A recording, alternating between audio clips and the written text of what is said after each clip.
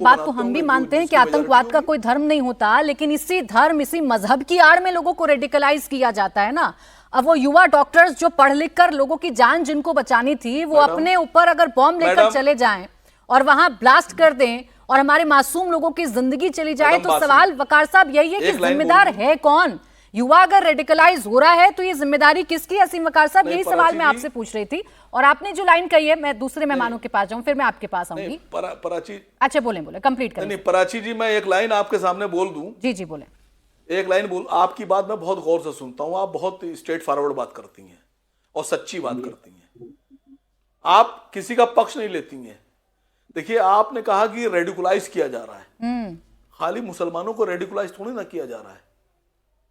क्या सरदारों में ये बात नहीं है? सिखों को रेडिकुलाइज नहीं किया जा रहा है क्या?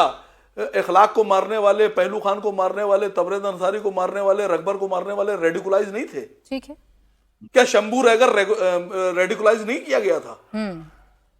क्या सड़कों के ऊपर ये नारे लगाने वाले कि भारत में रहना है तो ये कहना है और मुसलमानों पाकिस्तान, मैं तो कह रही हूँ देश के खिलाफ जो कोई गलत काम करेगा वो रेडिकलाइज है। ईमानदारी उठाइए, वो रेडिकलाइज है। जो देश के खिलाफ काम करेगा, जो देश के खिलाफ इतनी बड़ी साजिश रचेगा, वो रेडिकलाइज है। अब इसमें धर्म या मजहब बीच में ना लाऊं तो मैं बिल्कुल नहीं लाऊंगी, लेकिन जो लोग वीडियो बनाकर खुद बता रहे हैं, जो हवाला दे रहे हैं अपने मजहब और धर्म का, सवाल पूछना बनता है कि ये जो गलत सोच है, कहां से इनपुट इनको दिया जा रहा है, कहां से भरा जा रहा है। और मौलाना साजिद रशीदी साहब, क्या ये जिम्मेदारी हम सब की नहीं है? और क्या ये जिम्मेदारी आप जैसे लोगों की नहीं है कि जो युवा रेडिकलाइज हो रहा है, जो पढ़ लिख कर, जिसको सफेद कोट पहनना है, गले में आला डालना है, लोगों का इलाज करना है, उनकी जिंदगी बचाना है, वो डॉक्टर बनकर रहे?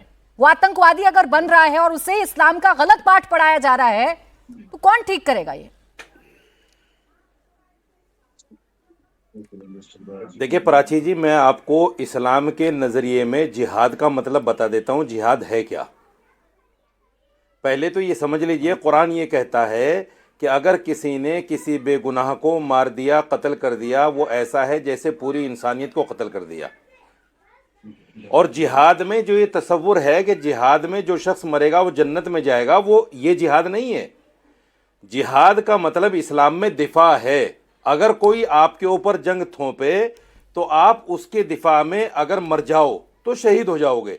जैसे हिंदुस्तान में संविधान में यह है कि कुछ सेल्फ डिफेंस में अगर किसी के हाथ से गोली चल जाए और सामने वाला मर जाए तो ये मारने वाला निर्दोष है, इसको मर्डरिस्ट नहीं कहा जाएगा।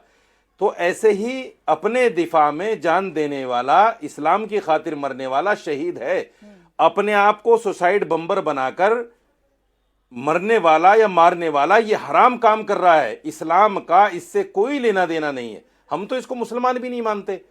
जो कुरान की बात को ना माने, जो नबी की बात को ना माने, वो मुसलमान कैसा? नबी तो ये कहते हैं हमारे मोहम्मद साहब, मैसेंजर ऑफ गॉड सल्लल्लाहु अलैहि वसल्लम, कि वो मुसलमान हो ही नहीं सकता जिसकी ज़बान से, जिसके हाथ से, जिसके पैर से किसी इंसान को तकलीफ पहुंचे। और वो मुसलमान नहीं हो सकता जो पेट भर खाए और उसका पड़ोसी भूखा हो। इस्लाम तो ये कहता है। तो जो लोग ये सुसाइड बम्बर बनकर बेगुनाह लोगों को मार देते हैं, उनका इस्लाम से क्या लेना देना? दूसरे ये है कि ये जो डॉक्टर्स थे जिन्होंने अपने आप को उड़ाया है, ये तो मदरसे में तो पढ़ के आए नहीं। इन्होंने तो कॉलेजों में, यूनिवर्सिटी में पढ़ा है, मदरसे में पढ़ा ही नहीं। अगर ये मदरसे में पढ़ते, कुरान को समझते, कुरान को जानते, मोहम्मद सल्लल्लाहु अलैहि वसल्लम ने क्या कहा है उसको जानते, तो ये ऐसा काम ही नहीं करते।